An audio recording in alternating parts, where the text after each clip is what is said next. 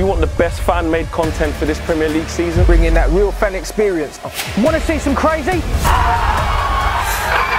Wherever you are in the world, bringing you the latest opinions and fan reactions. Back again. Welcome to FanPark Live. Brand new shows every week. UFF are going hard this year, you know. So make sure you lock in. Come on!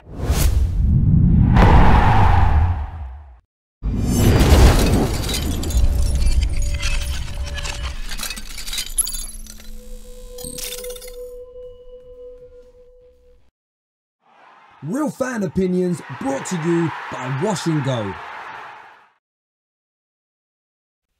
Yo, what's good, people?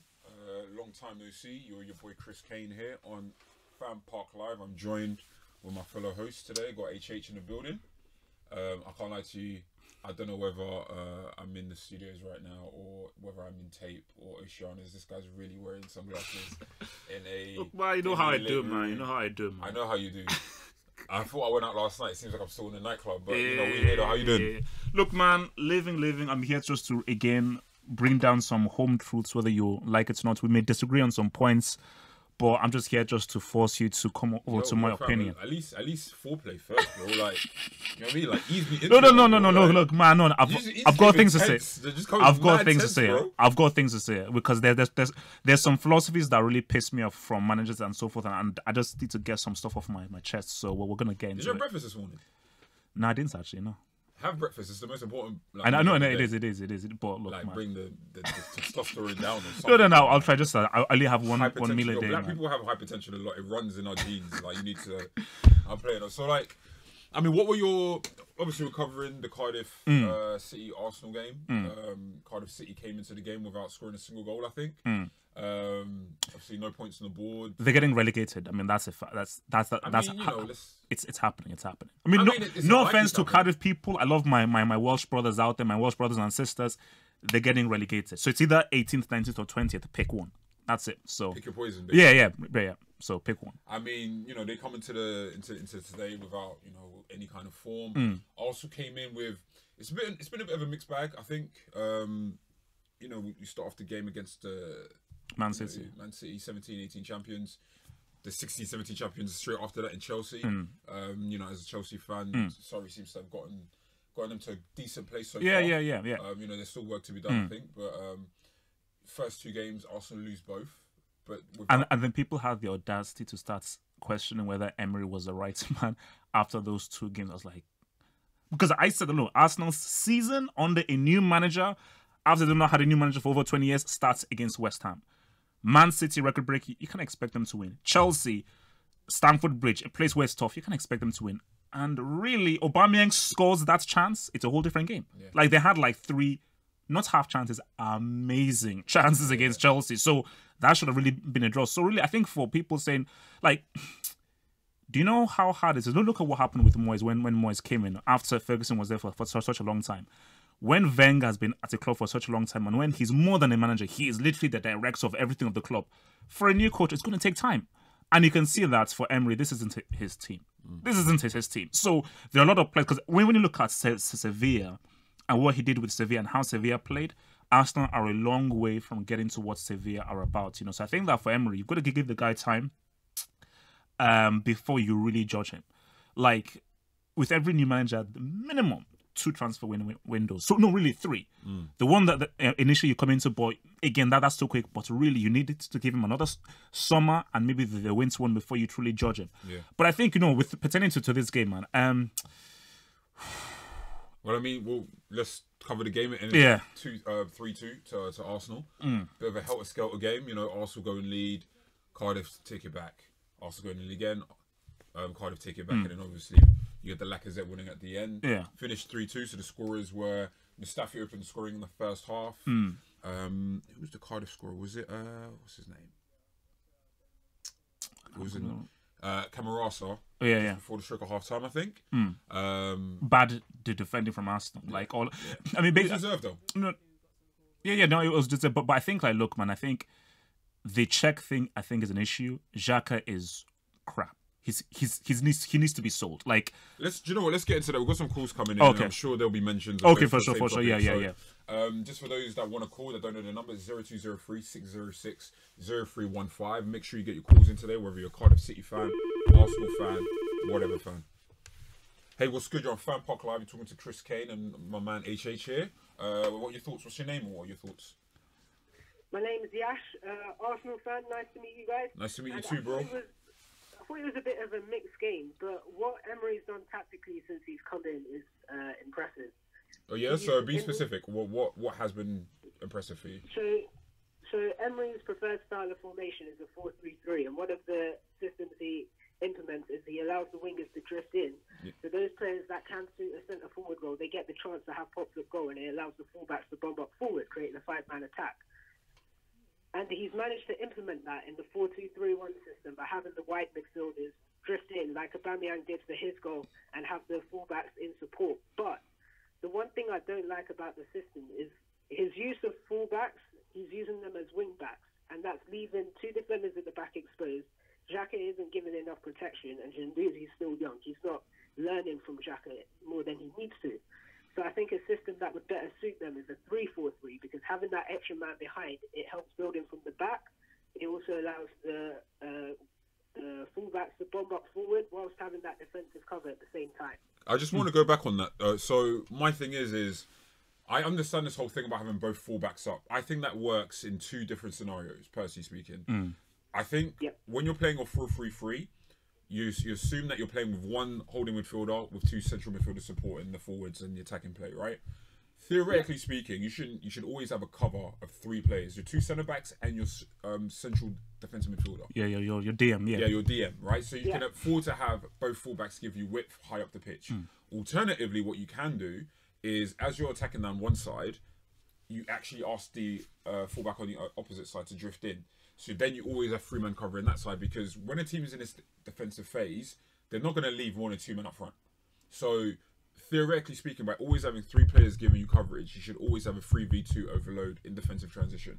So as long as you press well, as long as you force the mistakes, so there's not a quality of long pass after the opposition have won the ball back, and then you've got a situation where you've got 2 strikers attacking Mustafi and Socrates all the time, I think you can get away with playing fullbacks aggressively. I think sometimes the idea could be correct. It's all about the execution, and there's a lot of principles and stuff that you shouldn't expect Arsenal to be particularly adept at this stage of the season. Thank you for your call, bro. Thank you for your call. Yeah, Bob. Like the thing with a back three is that you need 3 very strong, intelligent defenders that know what they're doing. I think Socrates is a very solid defender. Mustafi isn't, and I'm not sure whether you can really trust Mustafi in a 3. I think if a 4. When you're a new manager in a new team, that's the safest way to go.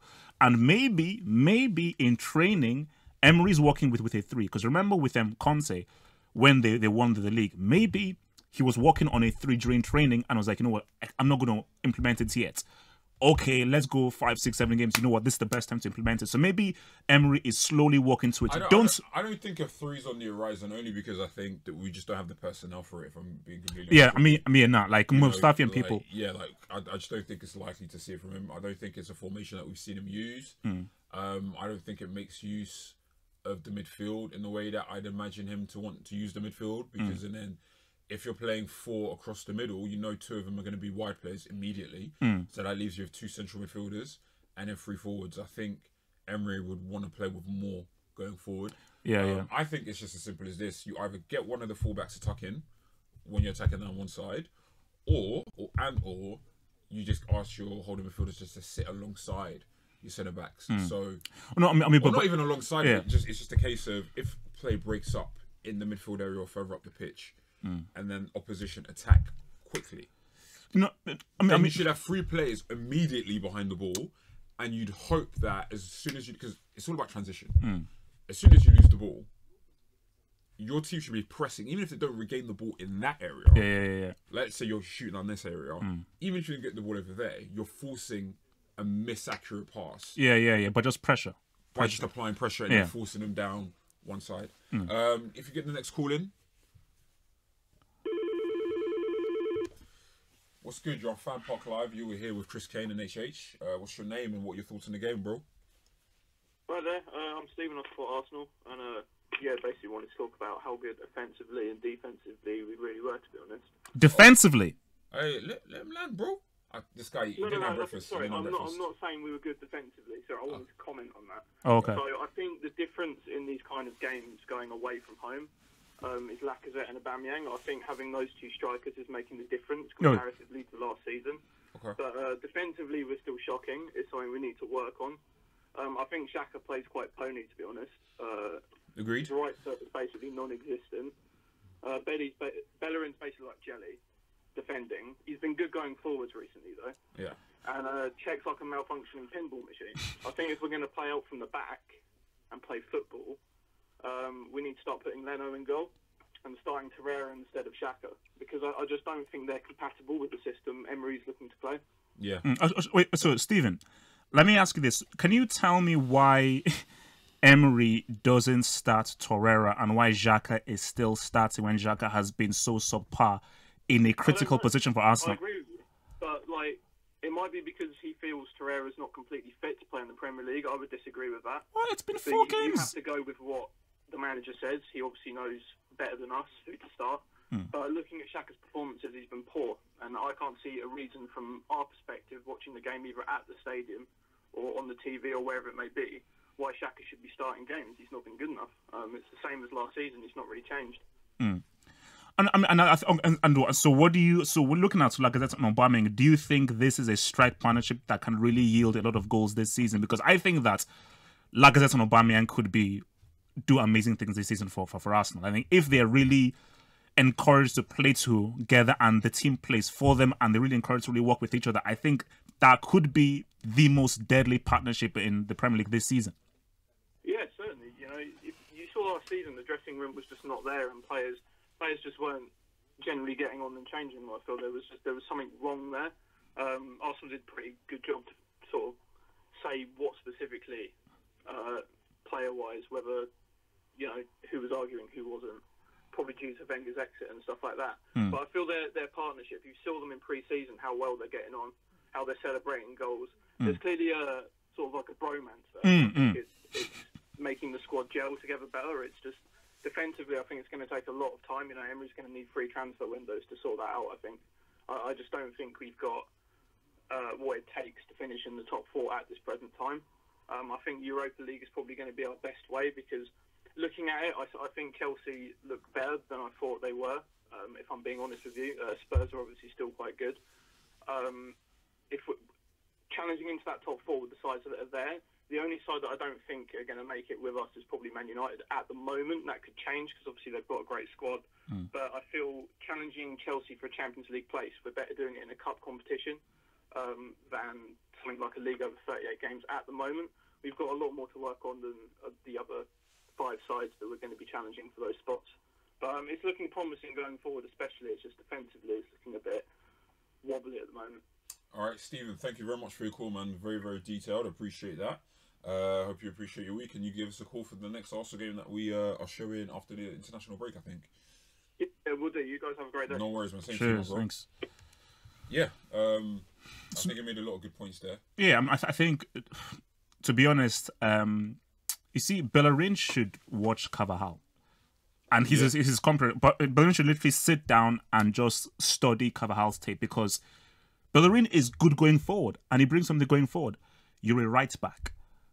The first port of call for a right back is your defensive duty. People say that, this the thing is that sometimes I wonder, when fans talk about this whole, this is your job, I'm like, it is his job. Wait, I need to be careful with my wording here because I don't want to sound patronising. But I'm like, do you actually just watch football? Do you play football? And what level do you play? Do you play 11-a-side? Do you play 5-a-side? Because people don't seem to understand there's this thing of transition is a big thing in football, because you're asking football players to go from a mentality of making the pitch as big as possible to making it as small as possible, like that, across 120 yard in length, 70 odd yards in width football pitch. When you're telling your fullbacks we need you to essentially beat our wide players when we're in possession. To the moment we lose possession in an area that has nothing to do with you. So it's one thing to press in transition when the ball is 10 meters away from you. It's another thing to do it when it's 40 yards ahead of you, and the pressing over there hasn't been good. So that means that the quality of pass from that centre midfielder over there into the wing that you're supposed to be defending is on point. Then you're asking him to do a job that's very hard. And don't get me wrong, like the best players tend to do the most difficult things. Most effectively, right? But I think you're looking at him and it's just like, sometimes do you account for the tactical misgivings in the team? You know what I'm saying? So you're a FanPark Live, you speak to Chris Kane and Double H. What's your name? Give us your thoughts on the game. Yeah, my name's Tony. I'm an Arsenal fan. Yes, and Tony. basically, I think we all saw today what Lacazette can do. Now, I was saying, I called up last year and I made a very, very clear comment that Wenger was sabotaging Lacazette. He was basically forcing him into a system that didn't really make sense. Now, I think we started the whole, was it 3-5-2-1, right? Yeah. Last year. Mainly 3-4-2-1. Now, think about it. Lacazette had 45 touches of the ball today, which tells you he's a collective player just as much as he's a forward player, right? Yeah. Now, if you take that into consideration, and if you watch him at Lyon, he was a false nine. Everyone knows that. It's not rocket science. Deschamps used him like that for France, right? Wenger played him that formation and made him always run forward instead of allowing him to drop deep and collect the ball. Yeah. Who did he play behind him? Sanchez and Ozil. What are they? High touch players. Yeah. He actually destroyed Lacazette last year, and it was only, I think, towards the end of the season, once Sanchez had gone, I think against West Ham, was it West Ham or maybe Burnley, where he scored 2 goals and set up. He scored a goal and set up like Aubameyang. Yeah. And Huddersfield, where his touches started to become higher, and you start to see the impact he's had. He's been totally treated unfairly by Wenger, and also, you know, I felt like Unai has seen what he can do from the beginning of the season in pre-season. He should have been starting. He is the real deal. I feel like you need to. Sorry to cut you, Tony. I feel like we need to be a bit just hesitant in terms of saying like Emery sees the light, and because Lacazette wasn't starting prior to today. But why wasn't he starting though? So, but that's what I'm saying. Like we're saying, like going off what Tony's saying. Yeah. I feel like Emery is prepared to give Lacazette more of a chance than Wenger did last year. I think you're definitely right in that. But I'll be a bit careful about saying, you know what, like now we're about to see this amazing strike partnership between them two. I think today Lacazette definitely gave Emery even more of a reason to start him regularly. 100%. I feel like he was the best player on the pitch alongside Terrell when he came on. I thought Terrell was amazing when he came on. But no, but he has not. I think not. Like it's not even more of a reason. He has to start. Like there is no argument for playing Aubameyang by himself. I don't care what anyone says. For me, everyone likes to say Ozil. For me, I don't see. Ozil. He's a great technical player. That's what he's actually saying. He didn't say Ozil. Ozil is not someone who takes over games. He's not someone who imposes his will on the opposition. And to me, that's what I saw in Lacazette today. Anyway, go on. Sorry. Yeah. Listen, man. Thank you for your call, man. That's great points being made. I mean, let's have a bit of a conversation about Aubameyang and Lacazette, because prior to the show starting, we were talking about you'd like to see teams, generally speaking, start two with strikers, 2 central forwards. And I was making the case that with the changes the game has seen, we're not going to see, or we're not going to see the kind of strike partnerships that we saw back in the day, where it was out and out strikers. I feel like in terms of the tactical adjustments that you have to make, it means that unless you've got forwards that can do a variety of things, which Lacazette can do. No, because my point is this: is that you're always going to have a risk. There's a risk. If you're midfield heavy and you play with a lone striker, you may not really have that full attacking thrust, and your central defenders will have an easier time playing with one striker, but you dominate the midfield. You play with 2 strikers, you sacrifice the midfield. Your midfield has to now work even harder. Your striker has to now track back.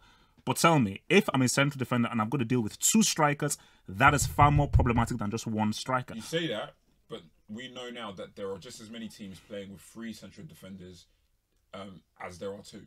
So many teams now are playing with 5 at the back or 3 at the back, so not someone in the Premier League. Still. Right? So I'm telling you now, as a centre forward, or as a centre back, it's not so much, I have to deal with 2.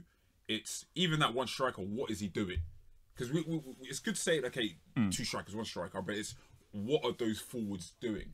Because whilst I could have my two centre backs, and there's one centre forward, we only have to worry about Aubameyang, right? Because one goes, one covers, right? Yeah. But what happens if he decides to say, do you know what? I'm gonna go pull you out of shape. So now my centre back is somewhere in midfield, and I've got a hole at the back. It all depends on like the context of the game, context of the quality of the players as well, the tactics of the team. Yeah. Are we defending high? Are we defending low? So on and so on. Do we have a defensive midfielder in front of us, or do we not have a defensive midfielder in front of us? I think what we should, instead of focusing on central strikers, it's about how many fours are we playing. For me, if you're playing with a 4-3-3, but like today, Aubameyang is coming off the left into a central area, that is just as effective as playing two strikers, two centre forwards. Yeah. Centre forwards. Yeah. People think Firmino is Liverpool's centre forward. No. Oh no. In the sense of the runs that he makes, the position he occupies. Obviously, they don't really have like a classic number 9. They don't have a classic number 9. So it's just like. But I mean, but my thing is that why I think that Aubameyang, like as I think, can work is that it's very interchangeable. Because remember, Aubameyang started as a wide man for Dortmund, and Klopp then molded him into a striker, similar to Henry. Yeah. So I think that Aubameyang is a guy who I can drift out wide, but I will also come in the middle, and I'm deadly at finishing. He's the best finisher out there. Lacazette is a guy who is far better at ball control and working in tight positions than Aubameyang is. Yeah. So they have things that complement each other. Aubameyang is the better finisher. He's also faster as well, and he's much more direct. Lacazette has better ball control, better dribbling, and is better on the ball. So literally, if Emery on the training ground can just say, work and understanding, interprets the position, it's going to be very problematic than saying, Aubameyang, you play by yourself. A midfield that isn't that good, Xhaka is trash. Guendouzi, I still think, is very young. Ozil is overrated. So you have a midfield who are not really working, working on that well. That's all like agenda-driven stuff. Like the Xhaka stuff, you ain't going to hear any kind of argument from me. I said when he came in, I think he had a good start when he came in. Initial few months, but he's been poor for the vast majority of his Oscar career so far. And Ozil, I feel like he's doing with Ozil. It's like he's a quality player that's not giving you the maximum of his ability. I think that's for a variety of reasons. But you start him. You start Ozil. Why? You start Ozil because he's still your best creative midfielder.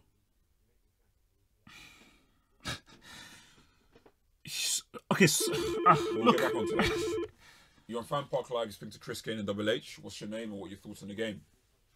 My name's Rohil. I'm an Arsenal fan. And What's your name? That was a bit fast, bro. What's your name? Rohil. Rohil. Nice to meet you, Rohil. Talk to us. I'm glad with the result. Yeah, another fine in away win. Like, we've not really good in away wins, are we? And I think Guendouzi had a good game. Torreira was a game changer as soon as he came on with the assist. Definitely. And I think the way we played with Aubameyang on the left and Lacazette at the top, I think that works. And I don't know, I wanted to see Mkhitaryan today, but it didn't happen. Okay. What are your thoughts on Ozil? Because me and him are about to get into it. What do you think of his performances so far this season? Obviously, this game in particular. Watching the game, he had a few good dribbles and a few good passes, but he wasn't really a game changer. And I don't know. I think we're gonna have to wait till the end of the season to see like if he's like changing under Unai Emery, you know. Okay. All right. Well, listen, Rohil. So it's not going to happen. Rohil it didn't happening, man. I mean, what does Ozil really bring? I keep seeing this thing that he's world class. He's one of the best playmakers out there. Okay. What does this dude do? Right. I'm sorry, like this guy consistently disappears in big games. You cannot. He is the most untrustworthy guy in big games. You're asking a question, right? What does he do? And he's the most untrustworthy guy. Yeah. Games. I've seen him perform in big games, even when we've not played well in particular seasons. When was the last time Ozil gave you a top performance in a big game for Arsenal, where you fully noticed him? There's definitely one I'm thinking. He definitely played well against one of the top teams last season on a couple of occasions. I have to think about it. There isn't one. Okay, I understand you have a point. Mm-hmm. I feel like you're way too intelligent to argue to an extreme to demonstrate your point. Okay. So let's not use the he's never ever played belt well. Let's not do that. Okay. If we want to get like really semantic, like get pedantic, I could get big games up. It's not an issue, but we're having a discussion. Okay, so, but you're asking a question. What does he do? The reason why he starts is at the end of the day in midfield, you need good midfielders that can win you the ball back. You need good midfielders that can dictate a game and create chances from deep areas. You need good midfielders that are able to give you penetration from the middle with their runs, good box-to-box midfielders. You also need good midfielders that are able to create chances from further up the pitch and also keep the ball moving in more condensed areas of the pitch where there's less time and less space. There is no midfielder at Arsenal currently that does that better than Mesut Ozil. Whether you believe his overall game is still matching up to the level he's rated at, that's another discussion, and I won't sit here and argue that he plays as well as his reputation demands of him. Like, he hasn't, and he hasn't done that in a long time for me. His last stretch of quality football, in my opinion, was the early parts of the 2016-2017 season. This is off the back of, like, when Arsenal beat Chelsea 3-0. Arsenal, at that point, were playing Alexis as number 9. He was playing in behind him. He was getting great goals. He was getting great assists. He was playing off, like, he was playing at the Mesut Ozil level for that stretch of games. That's the last time I could say, genuinely, that's the last time I saw a world-class player from him. He hasn't been that player for a while. However, that's been partially down, in my opinion, to his own contribution or lack of contribution. I also think it's down to the malaise at Arsenal and just the fact that 90% of the players at Arsenal look rubbish, and also down to the fact that he was under a poor coach. I mean, look, I do agree with you that based on what Arsenal have, he has to play. But I think that Emery and Arsenal should actively be looking for a replacement for Ozil, because I think that Ozil is perfect for a really good team. You put Ozil in Real Madrid, he'd be amazing. You put Ozil in Barcelona and PSG, he'd be amazing. With what Arsenal have, Arsenal do not have the players that PSG or Real Madrid have. So with what Arsenal have and who they can attract to their club, Ozil doesn't work. Because Ozil is not a guy that can make a average team really good. He's not that kind of player. He can make an amazing team even better. But in Arsenal current situation, he can't. But surely you could just use the logic that you should just buy better players to put around him. Can Arsenal... As opposed to replacing him. No. But my thing is that I don't think that Arsenal are in a situation where they can attract enough players of the caliber that Ozil will look. But Arsenal don't need...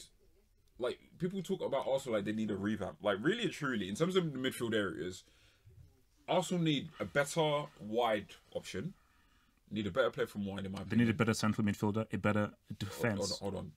In terms of accentuating Ozil's game, obviously, if you have a better centre back, then it helps Arsenal in general. But it doesn't do much to enhance Ozil's game.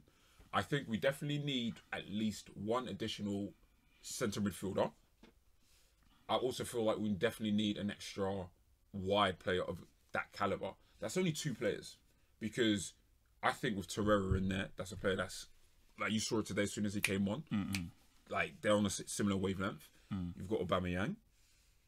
You've also got Ozil involved in that. You add another wide player.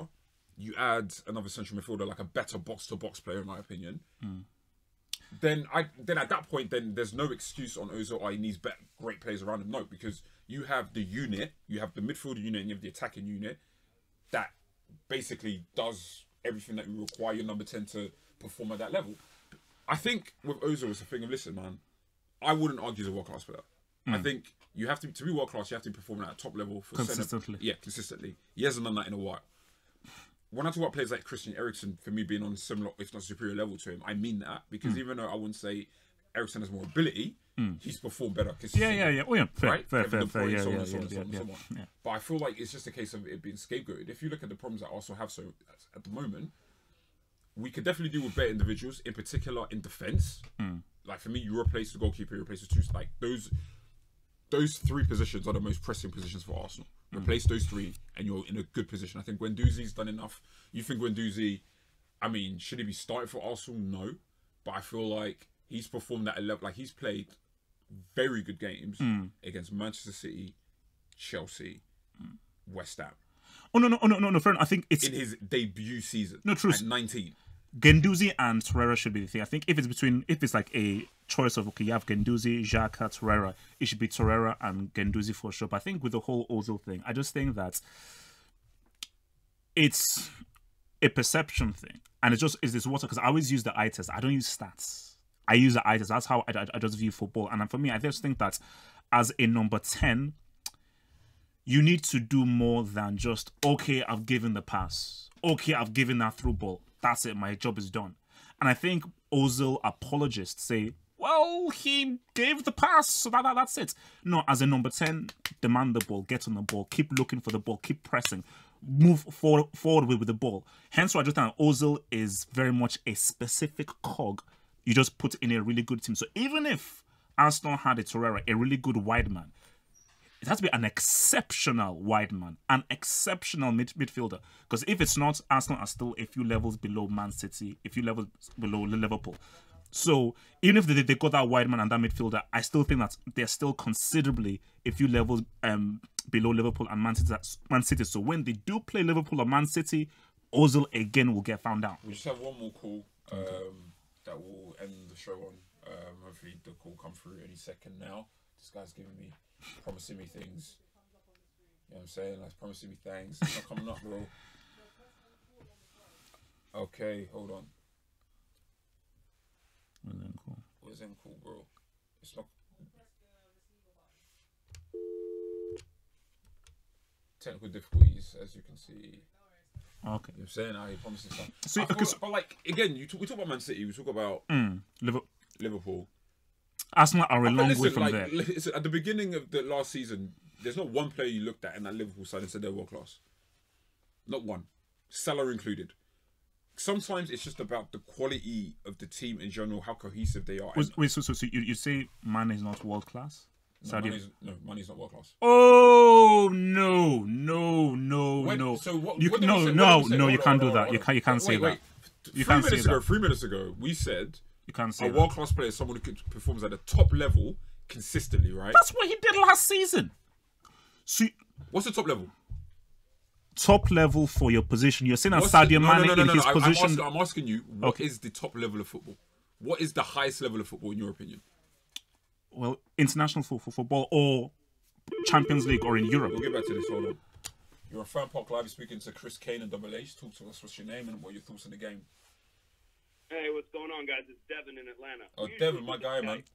We back, man. We back. We in here. How you been? Hey, man, it's 3 points, man. I can't complain. You know, I got my buddy in town from joe.co.uk. My boy Will Lavin is staying with me for a couple of weeks, so I'm excited about that. So no worries, that's a good look. We got to watch the match this morning, so I'm excited about that. You know, we taking 3 points in a time like this, we're in a transition phase. We know that. There's a amount of sense, a amount of logic and patience. And So Devin, if Arsenal didn't come top 4 this season, would you say it would be a failure for Emery? If they don't make top 4 this season? No, because I've said all along, it's 3 windows, man. I mean, next season is really the season to judge them on. There's still players that are getting, I said this last week with Terry, there's a lot of square peg and round hole in this squad. We see it all the time. We're still tinkering. Emery's still trying to fix, a team to his liking, to his fit, to his 4-3-3 preferred style. We're still playing this mutant version of a 4-3-3 where, the best number 10 in the world, in my opinion, and I'll get slated for that. I know I will. I love Mesut Ozil. Oh, no. In the world. Best one. But that's crazy. No, that's crazy. Let him land. Hey, it's fine. It's fine. He set up that second goal today with the flick to Laka, or with the pass to Laka flick to Aubameyang.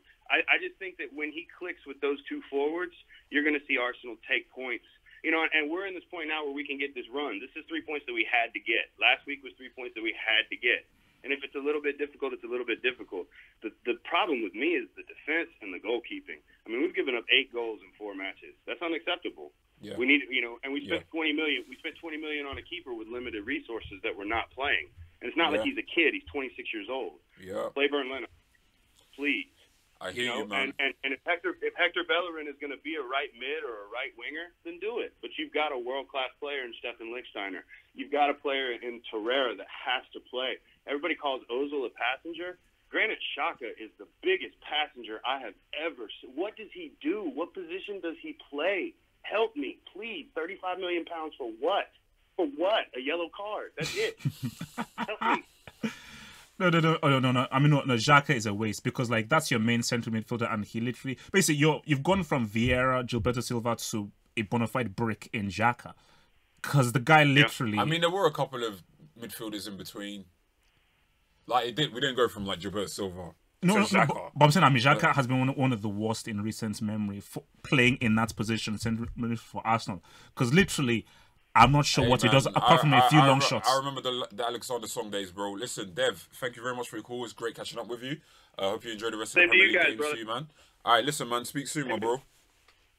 I'll take the points, bro. Points every week. Give me 3 points and I'm happy. No worries, my guy. Thank you for the call. 6 or 1-0. Wait, no. Song is better than Xhaka, man. Alexander Song? I don't know, man.